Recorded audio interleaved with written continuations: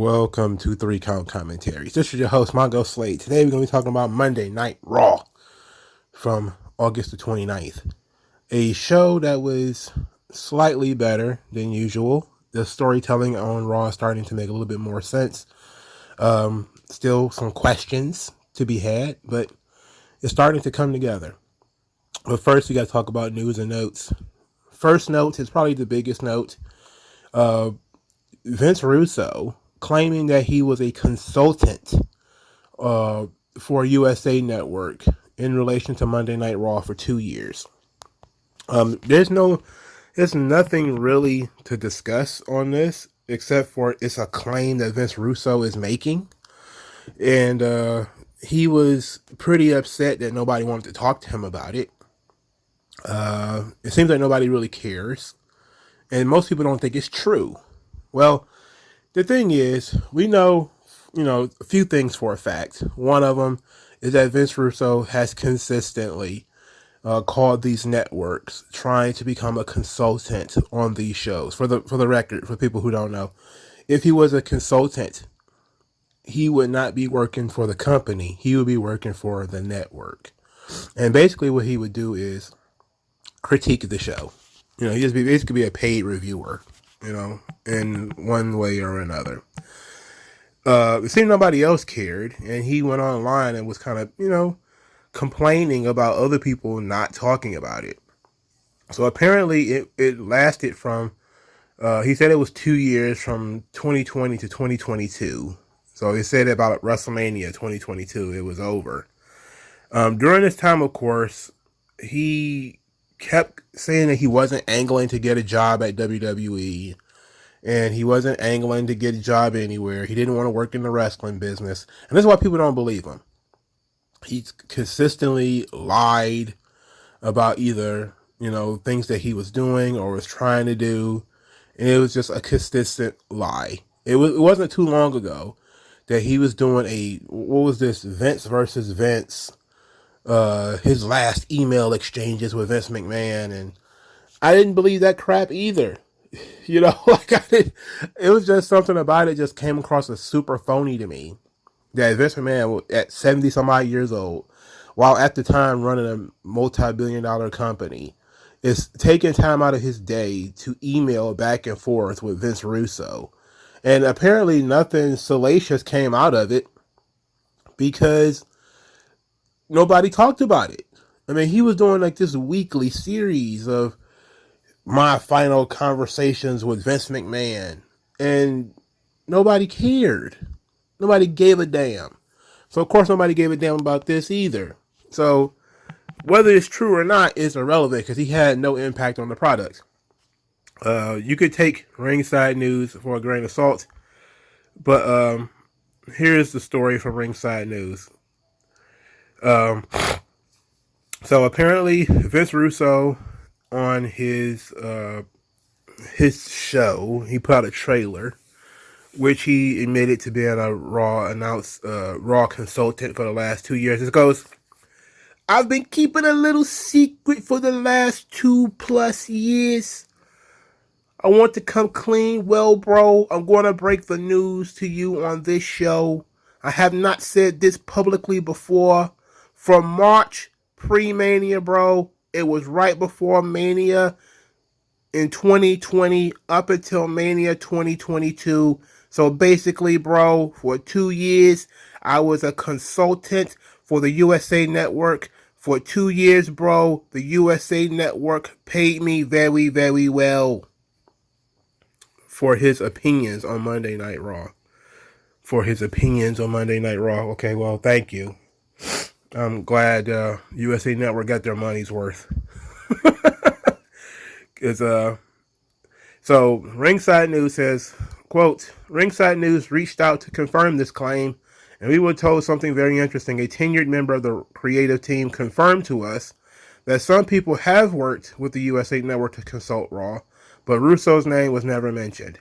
We were told that Max Landis, the son of John Landis, who was outed during the #MeToo movement, was one of those people who consulted USA Network about Raw.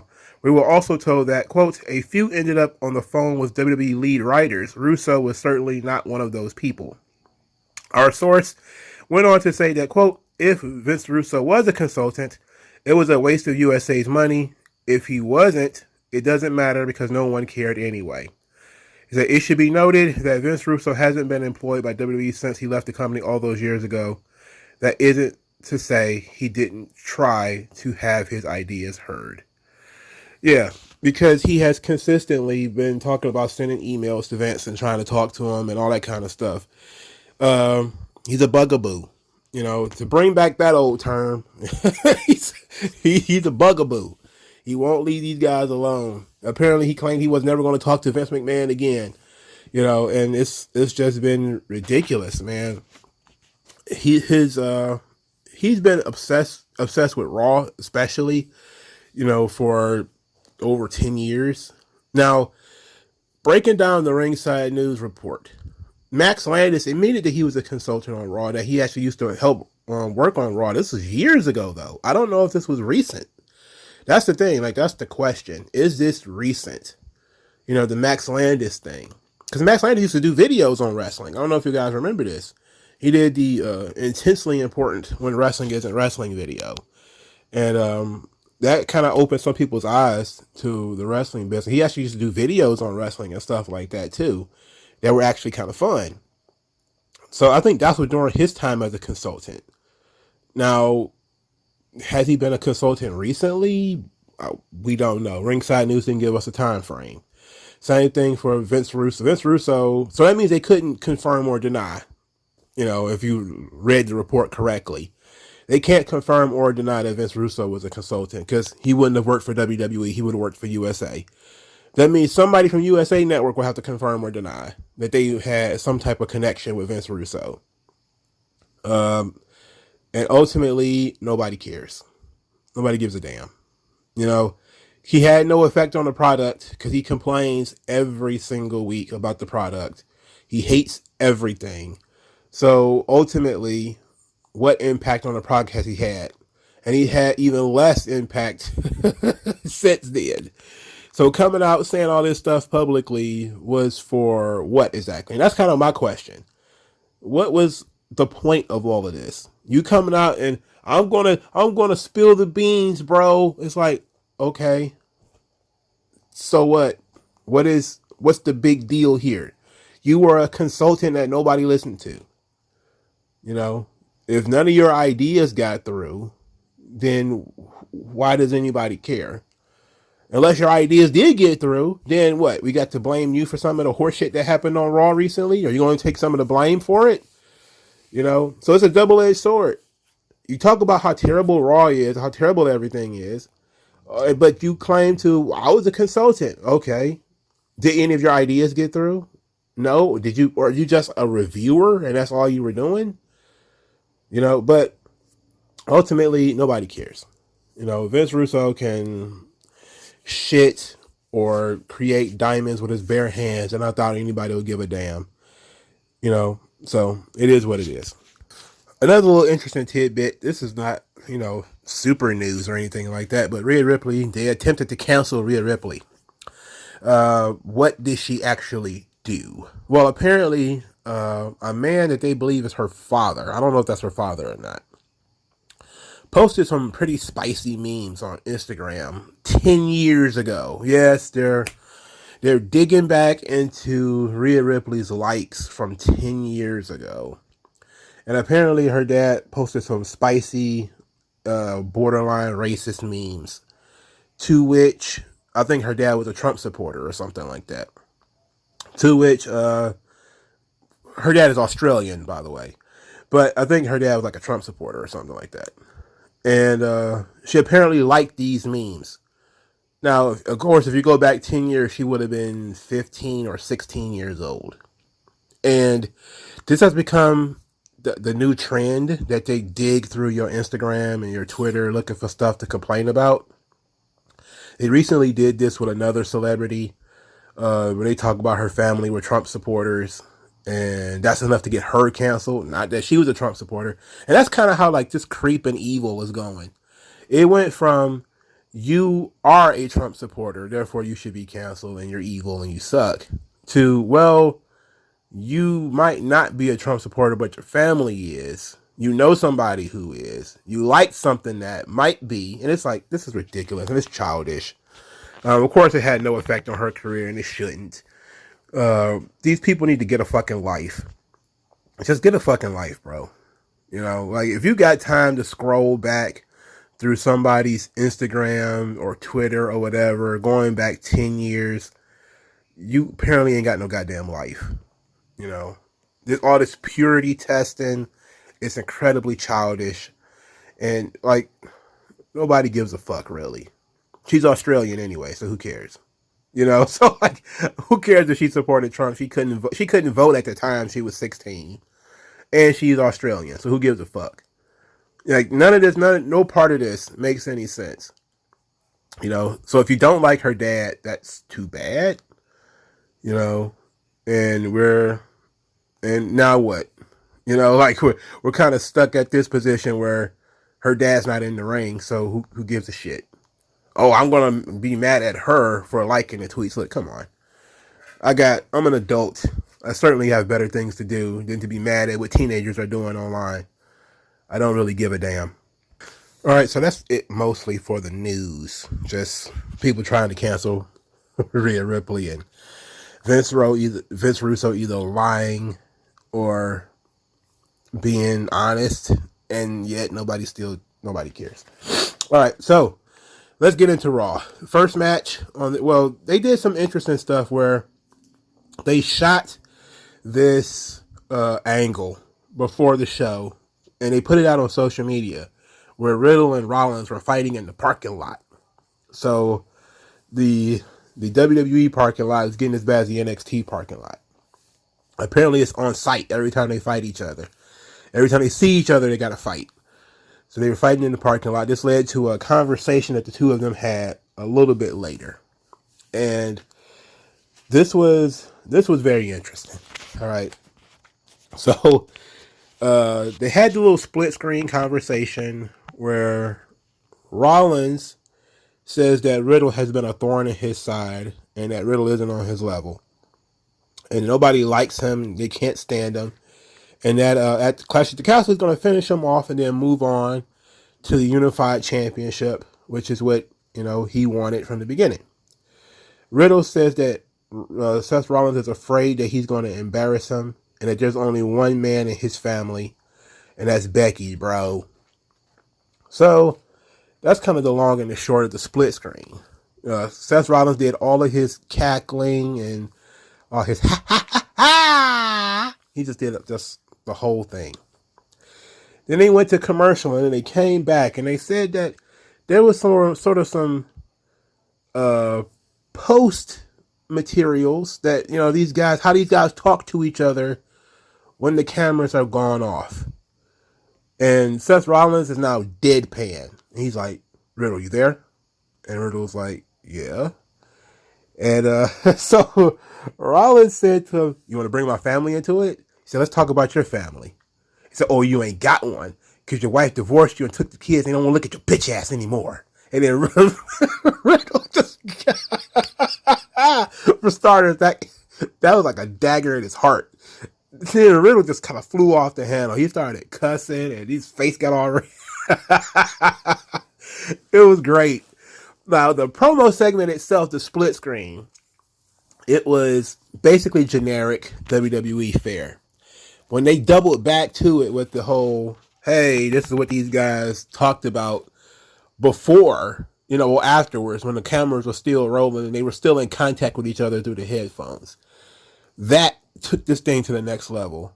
And I love the dichotomy of it because Rollins goes from being that cackling supervillain to just being this super serious, straight to the point kind of guy. And he was still kind of cackling as, Riddle was talking that dumb shit during the split screen. But then afterwards, the camera is off, apparently. They don't know that they're still recording. That's theoretically, they don't know that you're still recording. That's how Rollins is. They're showing like he's playing it up for the camera, but he absolutely, he murdered the guy.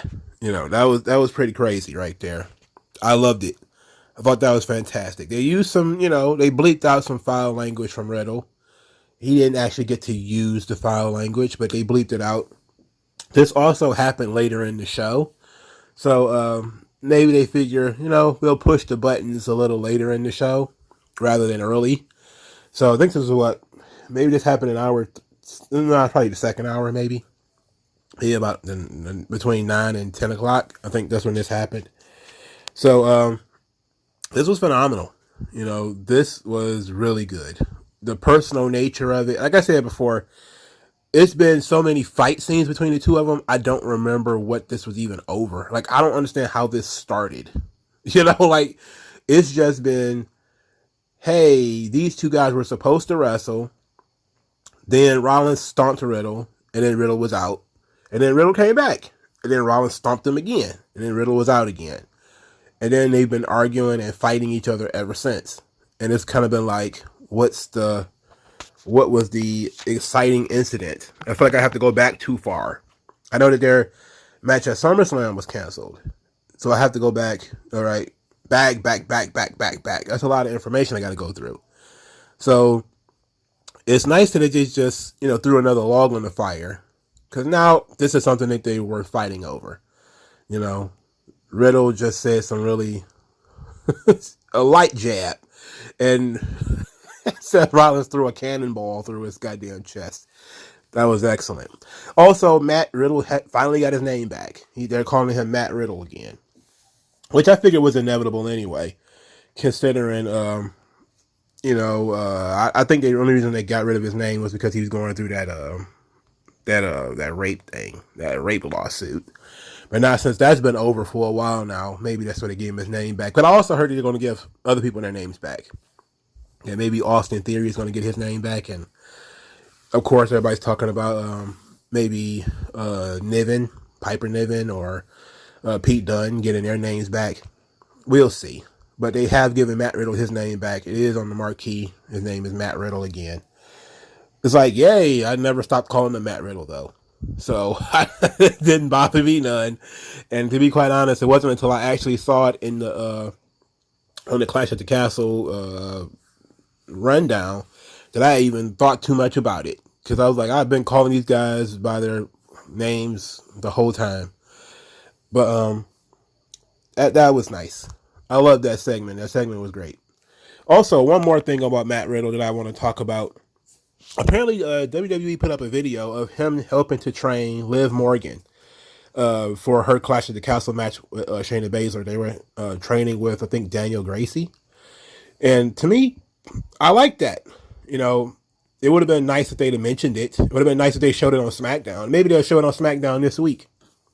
Of course, it makes no sense to believe that, Liv Morgan had a couple of training sessions with Riddle and Daniel Gracie. All of a sudden, she's on Shayna Baszler's level. That wouldn't make any sense. But it would make sense if, by some miracle, she's able to counter some of the stuff that Shayna Baszler can do. Now, of course, Shayna Baszler is going to be far more advanced.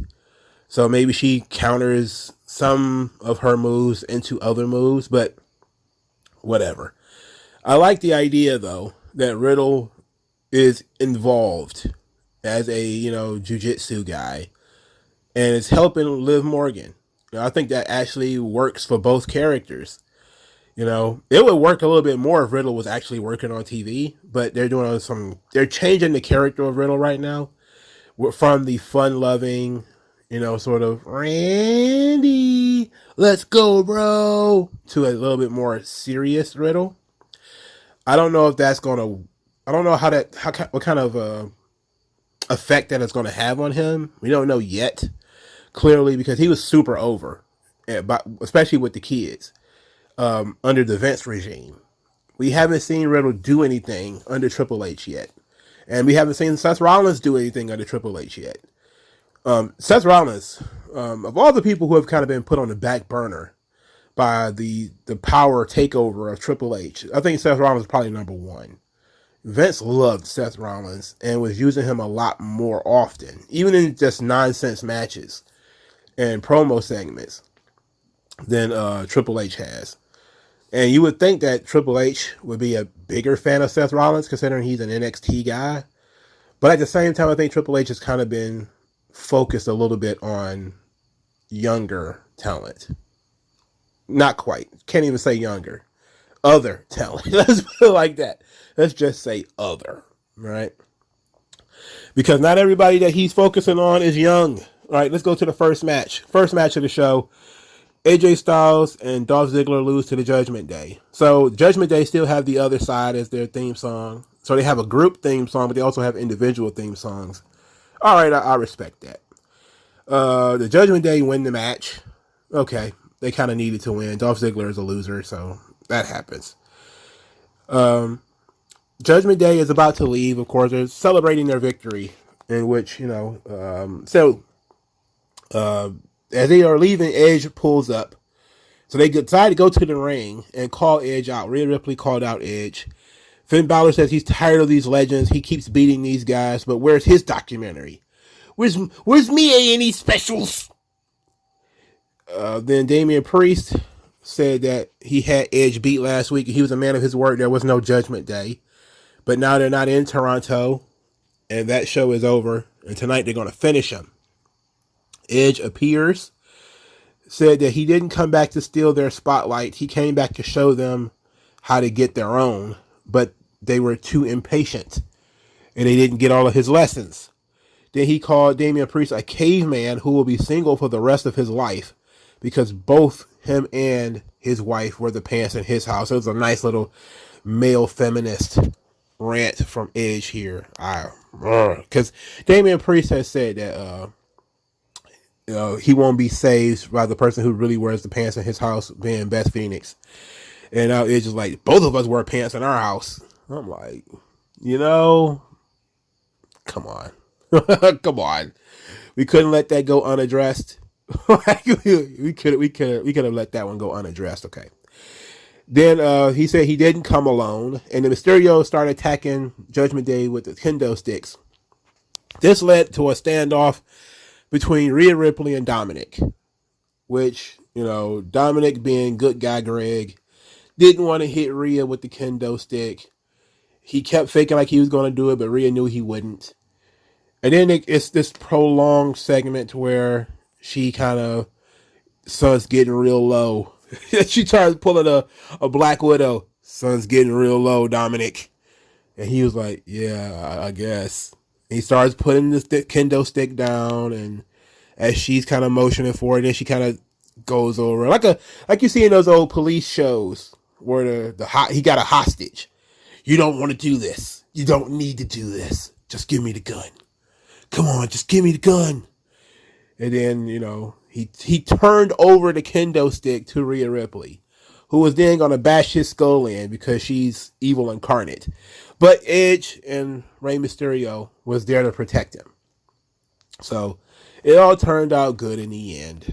Dominic was a bit of a moron and turned over his kendo stick to Rhea. Of course, foreshadowing that he's going to end up turning heel, right? Another good foreshadowing. Later in the day, Edge, after he has fun with Kurt Angle, we'll talk about that a little bit later. He goes over to the Mysterios. The match is official. It's going to be Rey and Edge versus Damian Priest and Finn Balor at Clash at the Castle. Rey explains to Dominic why he chose to team with Edge rather than him, and said that Edge is like a member of the family, and because they're former tag team champions and all that kind of stuff, and that he needed that experience on his side to deal with the Judgment Day. And Dom said that, it was okay, and, he's going to stay in their corner. He's going to be at their side in Cardiff. And I said, okay, well, we know that they're about to have that big angle in Cardiff. Dom is finally going to eventually turn. And it makes sense. If you've been following the story, it makes a little bit of sense. Dominic still kind of has a sore spot with Edge spearing him a couple of weeks ago. And now his dad is, again, taking Edge's side. Even though he's trying to be like, he's like a member of the family. Don't you understand, Dominic? And Dominic's like, yeah, sure. Uncle Edge. You know, we got so many members of the family who just happen to be wrestlers. So it's gonna be interesting. And you know, I don't know if Dominic's gonna be infatuated with Rhea Ripley, which is is what everybody thinking it is, or if he's just gonna get swayed by the message. Either way, you know, Dominic going off on his own is for the best. You know, it's necessary and it's very important. So that I ought to be looking forward to that. Hopefully. All right. So that was like the first 30 minutes of the show was the Judgment Day stuff. Then we got Miz. The Miz is being haunted all night by Dexter Lumis. They said that Dexter Lumis is a disgruntled former NXT talent or former NXT wrestler. They tried to get a conversation with the Miz. He doesn't want to talk about Dexter Lumis. He says he's not a WWE superstar. He got arrested, and so that's all he wants to talk about. He doesn't want to talk about Dexter Lumis at all. So Adam Pearce later walks up to the Miz and says, like, hey, I want to offer you some counseling because you got kidnapped, you know. Your brain might be a little rattled by this. Miz doesn't want to talk about it. Then Adam Pearce reminds Miz that Dexter Lumis is free because Miz didn't want to press any charges and that Miz's silence on this situation is only helping Dexter Lumis. Miz still does not want to talk about Dexter Lumis. And then as he's walking to the ring a little bit later, Dexter Lumis is in the hallway. Miz sees him, but nobody else does.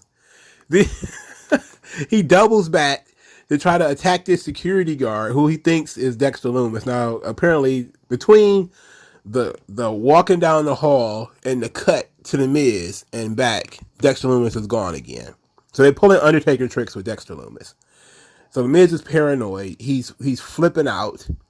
And now the Miz has to wrestle Bobby Lashley. And during the match with Bobby Lashley, Dexter Lumis is watching from the crowd. Now everybody sees him. You know. And the Miz is freaking out.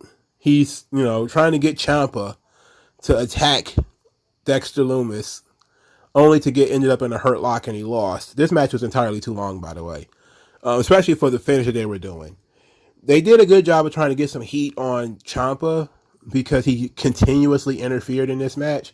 But to me, that match felt like it was entirely too long. You know, they've had world title matches that were shorter than this. You know, and plus we knew Lashley was going to win, and plus we knew kind of that the whole thing was going to be decided by Dexter Lumis sighting. So Miz is incredibly frustrated because nobody apparently sees Dexter Lumis but him. He's going to get the hell out of there. So he's leaving. Ciampa wants to go with him, and Miz is like, no, I got it. I'm getting the hell out of here. And I guess you could have called it, anybody could have called it, that Dexter Lumis was actually in Miz's car. He was in the back seat, and somehow he had a light that shined on his face. He had this... So you see that the Miz he's going to get attacked by Dexter Lumis again. But they didn't bother to explain to us what happened to the Miz, how the Miz managed to escape, or anything, or even why Dexter Lumis is doing this. But it's been fun. Having the Miz just kind of be a spurg is sort of fun, because the Miz can make anything work. So they're doing something where he's really getting over the creepiness of Dexter Lumis, and it is classic NXT fare, where and somehow, for some odd reason, the stalker is the babyface. You know, because that's kind of Dexter Lumis' gimmick, is he's a stalker babyface. But we don't know what the Miz has done to deserve, outside of just being a flat out dork, what he's done to deserve Dexter Lumis bothering him the way that he has been bothering him. But it was a fun series of events that went throughout the night. It was good storytelling. You know, we see that through the last couple of weeks. The Miz is being haunted by Dexter Lumis, but we don't know why. He managed to escape Dexter Lumis because Dexter Lumis ended up getting arrested.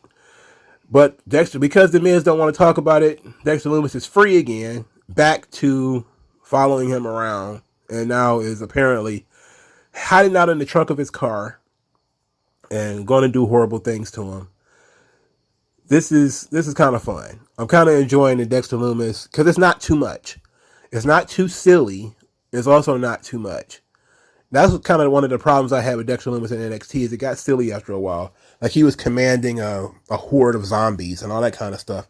It was like, all right, we didn't need for him like to command a horde of zombies. We didn't need that. All right, but I did like the Dexter Lumis stuff on Raw with The Miz. It wasn't too much, and The Miz can make anything work. So hopefully they break The Miz down. He actually starts growing a beard or something like that to show that he's really been stressed out over this whole thing. You know, it's the little details like that I think would be very interesting. If The Miz shows up like a 5 o'clock shadow and he can't sleep because Dexter Lumis keeps following him around and he gets like wild-eyed and crazy. He stops being sort of The Miz because The Miz is very sharply dressed and everything. Maybe he starts being a little bit sloppy. You know, his suits are not even wearing suits anymore. Maybe it's not with sweats and he's got stubble on his face because he can't get any sleep because Dexter Lumis is hiding outside of his house or something like that. Let's just, take it to the next level and really show people how crazy this Dexter Lumis thing can be. At the same time, though, I would like an explanation. But I'm willing to put off an explanation. But we do need an explanation eventually. All right. So we were introduced to Raquel Rodriguez and Aaliyah on Monday Night Raw, as if nobody knows who they are, which, most people probably don't because they aren't given a lot of TV time. I think their tag team name is going to be Bougie and Badass because that's how they were introduced to. Her name is Raquel Rodriguez, and you could call her the Badass. And her name is Aaliyah, and you could call her the Bougie. And I'm like, Bougie is not really a positive thing, but whatever. It was a pretty generic babyface promo about how they're going to win the tag team championship. Later, Bayley and her crew talked about winning the tag team titles and how they're going to come through and lift up the division because Bianca Belair has been holding them back. And Dakota Kai cut a promo for, wow. I was stupefied they actually let her talk about this is an opportunity for them to prove that they're in control of the women's division. Of course, before we get there was a 6-woman tag. And Alexa Bliss, Asuka, and Bianca Belair took far too long to beat 3 jabronis. For Bianca Belair to cut a promo afterwards to say that they're taking over in Cardiff. So this is about control of the women's division. Okay. All right. So the women's tag team championship. Dakota Kai and Io Sky versus Raquel Rodriguez and Aaliyah. This was the main event of Monday Night Raw. The main event that they barely did any real build up to. That, you didn't really get to see the characters of Aaliyah or Raquel. You didn't really get to see the characters of Io or Dakota. They did do a vignette for the Women's Tag Team Championship, but it wasn't as detailed and sparkling as the ones they did for the United States title and Intercontinental Championship. It was just kind of for this tournament. It was like the Women's Tag Team Championship tournament, and that was kind of it. No mention of anything before that. No mention of anything before the tournament. So, much to everybody's surprise and some people's chagrin, Raquel Rodriguez and Aaliyah actually win the tag team championship. So Bayley was, of course, cheating. Alexa Bliss and Asuka ran out there to chase her off. There was another blind tag finish into this match where Dakota Kai didn't know that one of the other one, Aaliyah, had tagged in.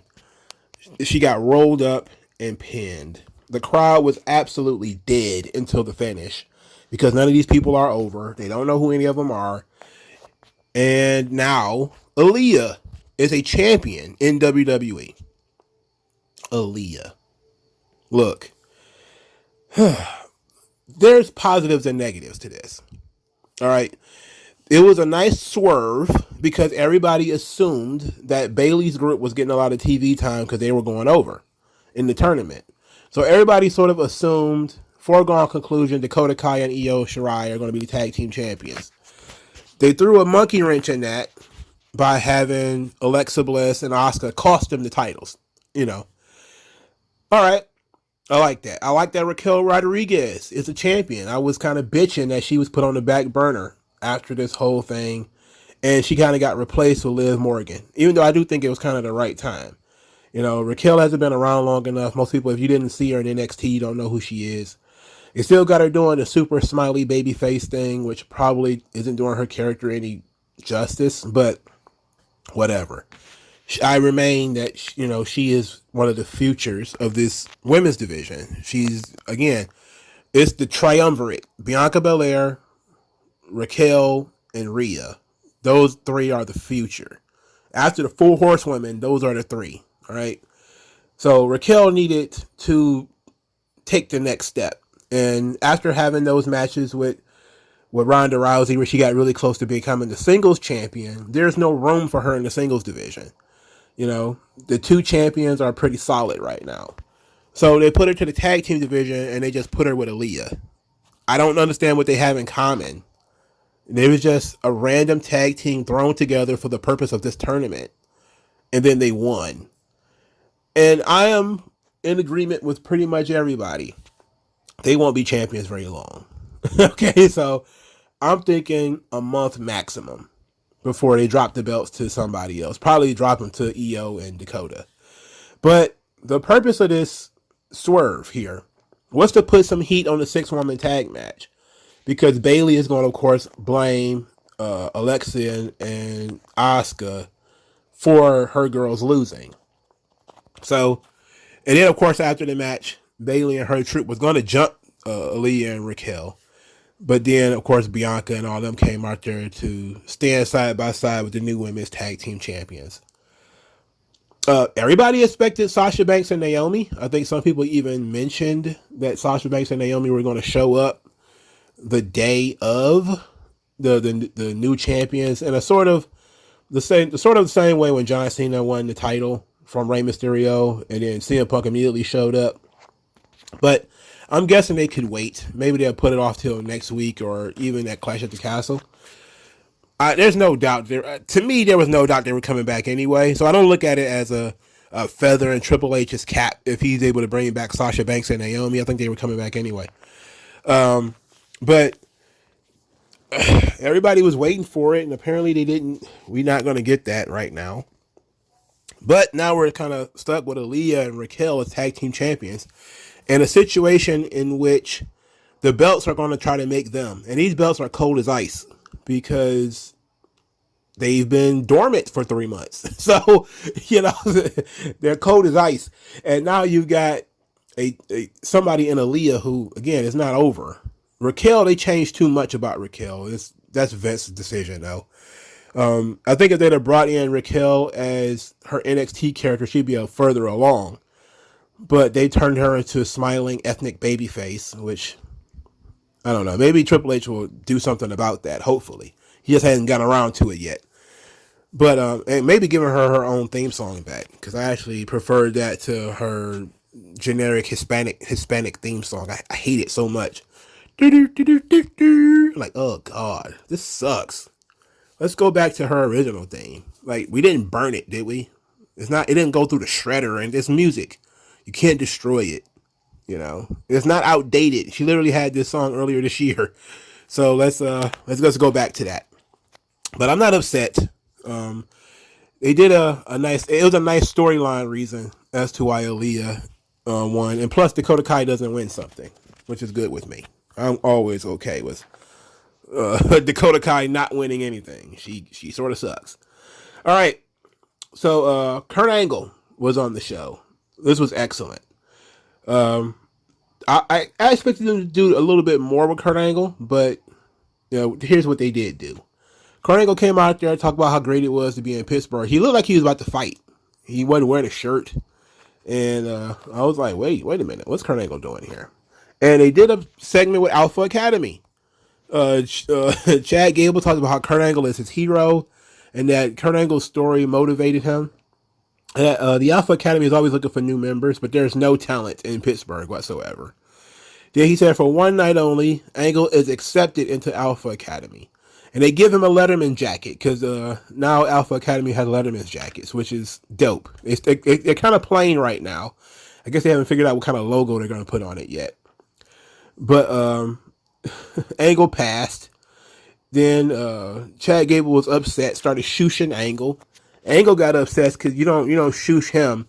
And they started shooshing each other. And then Chad Gable started talking about you don't shoosh a shoosher. Which I was like, ugh. I was about to flip the TV again. Which is classic Vince stuff. Like almost all the Vince comedy segments made me want to either throw myself into the TV or throw the TV into me. At that point, the Street Profits came out there because Chad Gable had sicked Otis on Kurt Angle. They're treating Kurt Angle like a little kid, like he's so fragile. Otis could just, break him in half. Chad Gable then accepts a match with the Street Profits on the condition that if the Alpha Academy won, then Kurt Angle had to join the Alpha Academy and do whatever Master Gable tells him to do so that he can coach Kurt Angle to the next level. I love that. Look, delusional heel stuff is usually some of the best. This is as delusional as it gets. Chad Gable thinking that he could teach an Olympic gold medalist a thing or two about wrestling, who not only did Kurt Angle did more in amateur wrestling than he did, he also did more in pro wrestling than he did. So we already know that Angle is far and above Master Gable. But it was great stuff to show how delusional and ridiculous Chad Gable is. It also showed us what WWE is going for in Chad Gable. And they're trying to make another Kurt Angle. And he's shorter than Kurt. He's also a little bit younger. I just wish that, Gable hadn't gone through that Shorty G stage. Because that was the shits. That was the shits, man. It was better than nothing, I guess. It was better than not being on TV, but it was the shits. So the Alpha Academy and the Street Profits had a match that was far too long. God, this match was long. Otis got destroyed by Dawkins, too, by the way, which was wild. That was some wild stuff right there, man. It was like a body block outside the ring. And Otis sold it very well. Like, he went across the announce table and everything. It was good. I think Chad Gable did a flying headbutt in this match, too. I wish he wouldn't do that. Learn from Benoit, brother, and Dynamite Kid. Don't do flying headbutts. Those things should be banned anyway. Like power drivers. Just ban the flying headbutt, Ban headbutts in general, for fuck's sake. They suck. They never look good either. I've never seen a headbutt that I thought it looked any good. They all look like shit. So Street Profits win. They go out there to share a cup with Kurt Angle. On commentary, I think it's Corey Graves yelling about Kurt Angle gave this kind of stuff up. And as he sips from the cup with the Street Profits, he spits out whatever it is they gave him. And they're talking about, it must have been too strong. What we gave him was too strong. And then Kurt Angle, of course, comes out with milk. And they have a milk party. It was all very sweet. So Kurt Angle has a milk bash with the Street Profits. That was nice. The Street Profits are pointless. They're aimless now. They literally don't serve any purpose on this television screen. They literally aren't doing anything. Street Profits literally don't do anything. So Kurt Angle, he wasn't done for the evening. He went to hang out with his good buddy Edge and Rey Mysterio. We getting Ruthless Aggression era nostalgia now. So they do the old trick where Edge has messages on the back of the signs for Kurt Angle. And Kurt Angle was smart enough to know, you got me this one time, you're not going to get me this time. And Edge shows him the first one, and there's nothing on the back. But it's pictures, really small, tiny fucking pictures. Not big pictures, but really tiny fucking pictures of their of their history. They got gigantic billboards with tiny pictures. It's so ridiculous. But on the back of the billboards, of course, or these little messages for Kurt Angle. You know, one of them says apologizes to Kurt for him and Ray beating him for the tag team championship, which of course furthers the story with Rey Mysterio. So that was very well done, and plays into the history. WWE acknowledging their own history is a good thing. Even if you don't remember it, then you should still know that it happened. If you weren't born, you know, within the last 10 or 15 years, it's still interesting to know that two guys that have been around for a long time used to be tag team champions. Apologizing to Kurt for beating him for the United States title. Apologized for shaving his head. And for starting the "You Suck" chants. Kurt, of course, doesn't know anything about any of this. And then he, Edge gives him the final picture, which is the one that says, "You still suck." And Kurt goes over to show Ray and Dominic the memories that Edge is sharing with him. And as he flips the thing over to show them, and they're laughing, because they saw both sides of this already. They've seen the side that Angle was looking at, and then they turn it over, and now they can see the memory. But now Angle can see the message on the back. And now he's kind of salty. They didn't further it anymore. But just Kurt just kind of fumed and stormed off. But it was fun. I liked it. It was a fun, nostalgic segment. You know, that kind of caught everybody up. It gave... Edge still hasn't turned babyface as much as we're supposed to feel sympathy for him because he got beat up by the Judgment Day. And since Judgment Day had been good to decent heels, it's working a little bit. And plus, nobody really wanted to boot Edge in the first place. It was kind of hard to... There was no real reason to hate him. You know, he was a dickhead, but there was no real reason to hate him. And now there's no real reason to like him. So this, and him kind of screwing over Kurt Angle was kind of like, why would he do that? But at the same time, they're old buddies, and if you're, they're playing up to the older fan, which is probably not the right thing to do, but they're doing it. It's Triple H, you know, they're playing up to the older fans. So it is what it is. I like the segment personally because, of course, I understood all the little donut holes that they were throwing out there. The kids will probably like it too, I think, because it does further the storylines that they have currently. The Bloodline, they popped up on Monday Night Raw, which was very interesting. It was the Usos and Sami Zayn. Sami Zayn is named the Master of Ceremonies for Roman's celebration on SmackDown. That was kind of the reason why they came out there. Kevin Owens approached, said that the Bloodline doesn't want Raw, which is contrary to what the Usos had said. They said they ran Raw. So from there, the Usos are instigating a beef between Kevin Owens and Sami Zayn. You know, this gave Sami Zayn his opportunity to tell Kevin Owens that Roman Reigns doesn't owe anybody anything ever. Kevin Owens says that Sami Zayn needs to reassess things because he's coming out here looking like a clown and that these guys don't really like him. Sami Zayn says that Jimmy likes him. They do a special handshake, which was excellent. I love that. And then he said Jay, who is not even paying him any attention, he's Bulldog Jay at this point. He's like pacing and anxious as Kevin Owens gets closer and closer. Said that they're working on it. But most importantly, Roman likes him. And, you know, that's all that matters. And he's the honorary Us. Kevin Owens, of course, blamed Jey Uso for him not being Universal Champion almost 2 years ago. But what it tells him is it's been 2 years of Jey Uso's head up Roman's ass. Sami Zayn is trying to cool everything down, trying to protect his friend because he thinks that Jey Uso is going to kick his ass. Kevin Owens gets into the ring, stares down Jey Uso, and then they sort of, all right, now we have to fight. So they have the match immediately afterwards, Jey Uso versus Kevin Owens. Sami Zayn was supposed to hit Kevin Owens with the chair. He failed to do so, and because he failed to do so, Jey Uso lost the match. So they did a really good job here furthering this story of Jimmy being friends with Sami, but Jey isn't. But now Sami has let Jimmy down.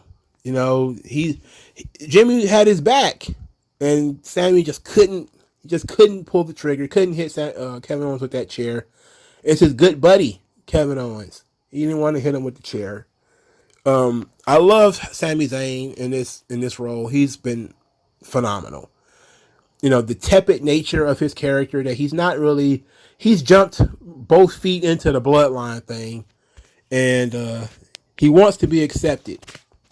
But if there's any one person that could talk him out of being ridiculous, it's Kevin Owens. Now, my one problem that I have with this is it is painfully similar to a storyline they had 2 years ago when Sami Zayn was doing the conspiracy theorist gimmick, and Kevin Owens was trying to talk some sense into him, and this what led to the introduction of Logan Paul into WWE, where they tried to Kevin Owens tried to talk sense into Sami Zayn, only for Sami Zayn to snap and beat him up. So it was like he was so deep in his own delusion at that point, Kevin Owens couldn't help him. But apparently he's going to get some help, because again, we're looking at the sword of Damascus is over the head of Sami Zayn at this point. And every week is getting a little bit closer to the guillotine drop. This week is probably a big one, because he cost Jey Uso a match and didn't help. And now he's actually pissed off Jimmy, who was one of his only supporters. And Roman's just manipulating them, so he doesn't really give a shit anyway. Now, because I think SmackDown is taped, I think that if they had beat up Sami Zayn on SmackDown, it would have leaked by now. So I'm guessing they're going to save this for either next week on SmackDown or Clash at the Castle. Now, some people believe that Sami Zayn is likely going to be the reason why Roman loses the belt. That maybe it's going to be some fuckery where Sami Zayn is supposed to help, and instead he ends up botching it, and he's going to end up losing the title. I don't like that idea. I'm not going to lie to you. I maintain Roman should not lose to Drew McIntyre. I know it make Drew look like a geek. I don't care. You've already missed the boat. There's nowhere to go with this Drew thing that's going to justify giving it to him right now. Because I'm always looking at one step beyond. And once Drew gets the belts, it's just going to be a matter of who's taking them from him. There's nothing, deeply meaningful or deeply interesting about Drew winning it right now outside of the pop. And we need to do more than chase pops in wrestling. All right. I'm sick of pop chasing motherfuckers. All right. I'm tired of pop chasing booking. I hate it. I hate it so much. Because once you get the pop, then what? But the Bloodline story has been very good. It's been awesome. And Sami Zayn is doing his part tremendously. And I've thoroughly enjoyed the Bloodline on this show. Sami Zayn furthering this feud. It was very fun. Okay, so the final segment to talk about is Johnny Gargano. So Johnny Gargano, they talked about his big return. They didn't give him a lot of time this week, which was good. He said 9 months away is the longest time he's been away from wrestling since he was 8 years old. Then he starts talking a little bit about Theory and how Theory has all the physical gifts. And the two of them are like family. And that's why he was his mentor in NXT. But, Theory has changed in those 9 months. He's not the same guy anymore. He didn't even call when the baby was born. And Theory kind of meets him up in the bleachers, and they have a little bit of a conversation.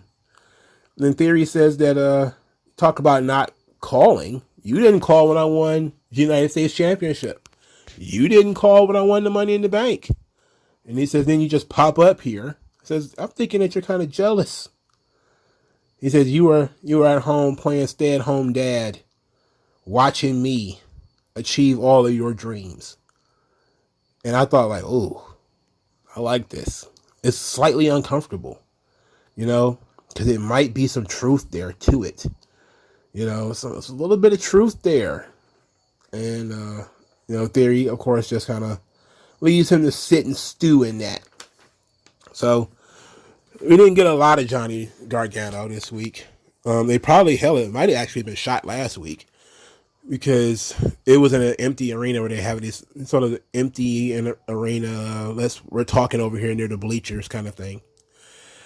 So I like this. I like the Theory Gargano story. They're kind of building it slowly but surely. You know, they're not fighting. You know, so they're not beating each other up a lot. And I listened to Jim Cornette talk about the Gargano Theory thing, and he did make a really good point about Gargano knocking Theory down and Theory being knocked down a lot. But you have to understand, and it makes sense, that the guys who had been beating up Theory up to this point were Lashley, Brock Lesnar, and Roman Reigns. Okay, that's fine. You know, those three guys, it's fine. You know, I wasn't a fan when it was, you know, other people beating up on Theory, guys who theoretically he should be, you know, more vicious than, when it was AJ Styles or Finn Balor or something like that. You know, he beat Finn Balor to a very thin paste. You know, I was kind of sick of seeing that. But it's clear that they're going in a different direction with Theory. But I think it's necessary, you know, because, and they mentioned it here, that Theory has connections. He has new connections. He has a new hookup. So that's kind of been the reason he changed. And it was interesting because they didn't say Vince's name. They're avoiding talking about him. But that was clear that Gargano is going to blame that for Theory being a completely different person now. You know, he's not going to be the Theory that everybody knows. So I was like, okay, this is good. I like this. And they're making it more about the relationship and more about Gargano and his silly, childish dreams. But at the same time, again, I gave him some credit. It is something that, generally speaking, most guys would want to do. You know, most guys would want to achieve something just so they can, you know, be an inspiration to their own kid. But at the same time, there are these material concerns, the career concerns of Gargano. You know, he does want to be world champion. He does want to be in the situation Austin Theory is in now. So, very interesting stuff, and I liked it. I literally did like it. I'm just upset that I think if Theory is Gargano's first opponent, he's going to beat him. And that sucks. So maybe Johnny Gargano needs to beat a couple of job guys or something. And we need to hold off on this Theory Gargano thing. Or they have the match and Theory bashes them across the head with the Money in the Bank briefcase. One or the other. You know, at this point, a lot of people are saying Gargano is going to take the briefcase from Theory. I don't think so. Again, Vince wasn't solo in a lot of these decisions. The decision to give Theory the briefcase, probably wasn't just a Vince decision. And I think sometimes people have these ideas that, you know, and you look at certain people, they have been de-emphasized. And Theory is one of them. Theory got a lot more time under the Vince era than under the Triple H era. But he's still a Vince guy. And he's still a Triple H guy, because Triple H kind of pushed him in NXT too. Maybe they wouldn't have pushed him so far so fast, which is why they slowed it down. And Triple H does love him some Johnny Gargano, which I don't understand that one for the life of me. But we're kind of stuck with this right now. No, because you have solid main event guys in Cross, McIntyre, Cody, Roman. There's people talking about certain folks coming back. They've been talking about that for like 6 months though, so I don't really pay that no attention. Any of the comebacks, Bray's coming back, Braun Strowman's coming back. I don't care. I love Bray Wyatt, but they've been talking about Bray Wyatt coming back since January or something like that. It's been too long for everybody to keep sitting on pins and needles waiting for Bray Wyatt to come back. He'll come back when he comes back. I know that they were talking about, there was glitching on the Raw, the screen, and all this kind of stuff. And you know what the glitches mean? I'm like, I don't know what it means. It could be anything. Until he literally shows up in the ring, I'm tired of talking and speculating about Bray Wyatt. That's kind of how it was when everybody was talking about Cody showing up at WrestleMania. I was like, you know what?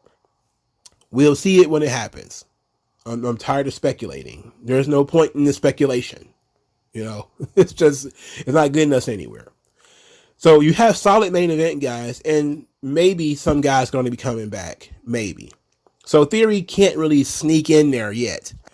But he's got a year for this thing to clear up. Roman right now has created a bottleneck with the title, which is why everybody wants him to lose it. It's because you have so many options now that you can split the brands back and give Raw back their title. And now you can have certain guys wrestling for a title on Raw. Well, right now, Raw is drawing pretty well without the title because Roman has it. He hasn't really been on Raw, but they've done a good job of building up new guys on Raw. SmackDown has been having the problem because it's Roman's show, and if Roman's not on the show, then the show comes across as like it's absolute horseshit because, you know, they're not fighting for anything either. And they just really started utilizing the Intercontinental Championship. So Roman has created this bottleneck in WWE where, you know, only one contender at a time, one feud at a time, every once in a while. You know, because he's not going to be there every month. So, to me, however, Drew can lose because of Karrion Kross. And then Kross and McIntyre can continue to feud without the title and be the two top guys of SmackDown. On Raw, however, what do you got? Eventually, you got to do something. You know, because the Raw has gone without a belt for so long. And they've gone without a top contender for so long, you know, and it's not going to be Kevin Owens. I think that the Kevin Owens thing is for the tag team titles. And Lashley is still a singles champion. He's U.S. champion. Theory is not going to be tied up with Gargano. So maybe Gargano can get roped in as a tertiary top guy. And I have no interest in Roman versus Johnny Gargano. I have zero interest in that. I have negative interest in that. So I kind of do understand why everybody wants Roman to drop the belt. They have been doing a great job of building up Drew McIntyre. At the same time, though, I can't stand the idea of, you know, somebody beating Roman other than Cody, or Cody being the second guy to beat Roman. Like, to me, it's not the same as the first time. And I'm guessing people are just going to take the idea that as long as Cody wins the belt, no matter who he beats for it, then yay. But for me, for storyline purposes, it has to be Roman. You know, but I understand that Roman has created a bottleneck, and that's become a bit of a problem.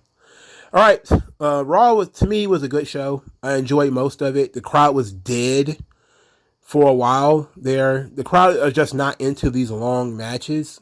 They're into the finishes, but they're not into these matches being so long. I think Triple H needs to adjust that. You know, these matches need to get shorter. Because that, to me, has been the main thing that I've noticed is that the crowd was not, you know, excellent for the Vince era.